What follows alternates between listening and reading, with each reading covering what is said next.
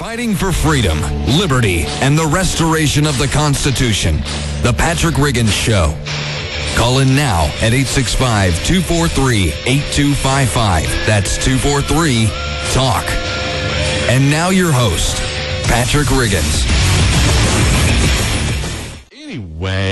Anywho, getting back to the shoe, getting into this segment, I want to mention this story real quick because I covered this type of thing just last week. And again, if you're our Facebook fans, you saw this posted yesterday, again, on the facebook.com/Patrick Riggins Show.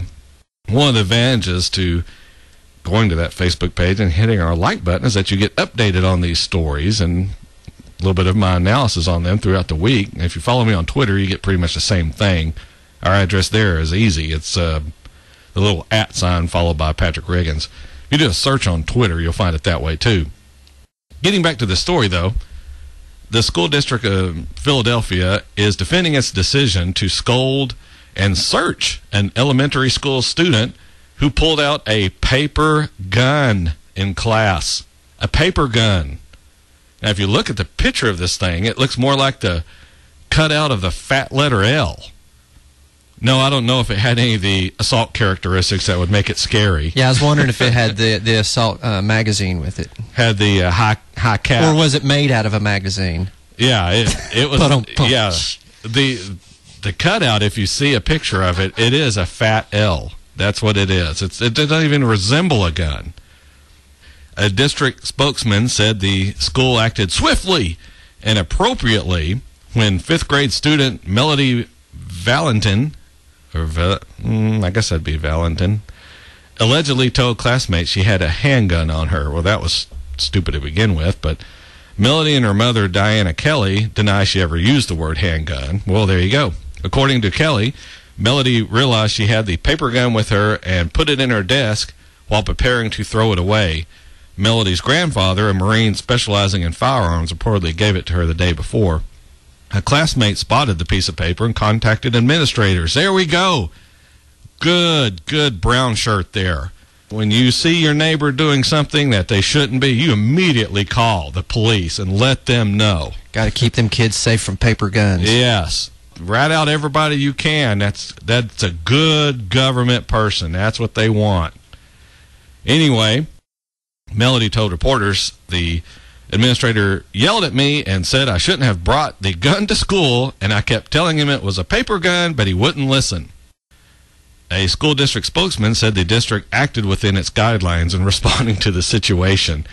After the incident, Melody has been taken out of school by her mother and will now be homeschooled. This student should have been homeschooled from the start, and this would have never happened. Government shouldn't be teaching our children anyway. There are too many ways politics can sneak into the system and screw things up, just like this very situation right here. By hyping this whole gun issue and making a big deal about having anything that even resembles a gun, the school system is indoctrinating a generation with the idea that guns are evil, that even being around one is bad, even seeing one is dangerous. Adolf Hitler knew having the government in charge of educating the children was necessary in order to carry his thinking into future generations. He once said, "When one provokes in a child a fear of the dark, one awakens in him a feeling of atavistic dread. Thus this child will be ruled all his life by this dread, whereas another child who has been intelligently brought up will be free of it."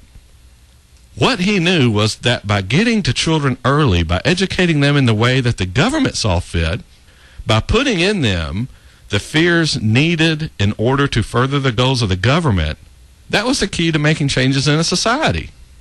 To having people willingly give up their freedoms because they're being raised to fear them.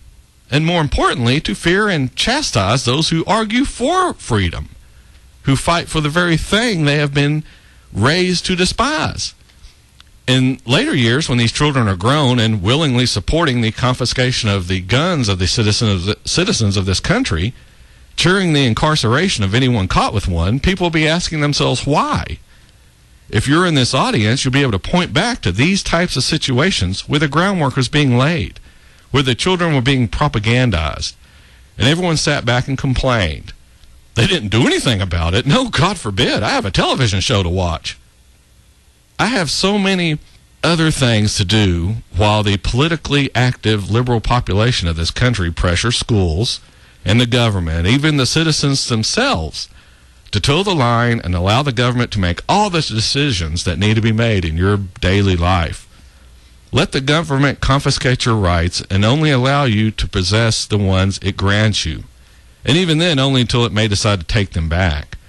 We have within this country those who are trying to sell the idea that our rights are derived in this fashion, that they're granted to us from government. And it's really the other way around. We are the ones in charge. That's how it works. Despite what liberals and government types would have you believe, this is why they find it so necessary to proselytize children into the religion of government. Government is the answer to all your problems. If you try and solve your problems yourself, well, there's just something wrong with you then. You want to be sure and stay away from people like that. They're plain weird or crazy. Either way, you should shun them, and even better, immediately point them out to someone in charge. Controlling the flow of information. This is how schools work to control your kids. You wonder why they come home with some of the outlandish liberal ideas they do? Well, just look no further than your government school. Do you actually believe a government school is going to teach a child you don't need government? That government isn't the answer to all their problems? The government is the provider, that government's a granter of wishes, the one who can make everything better. Why would they teach your child any different? Have you really stopped to think about that? You're trying to teach your child not to depend on government, not to buy into the belief that government is the answer to everything, yet you send them to a government school. So step number one, get your child out of the enemy's camp. Stop allowing your enemy to educate your children. And if you're fighting against more government, more overreaching from Washington, then yes, the government is your enemy. All right, we're up on the last break here on the Patrick Reagan Show. Yeah, we ran a little over. When we come back, it may be a little short, but we will be back after these messages.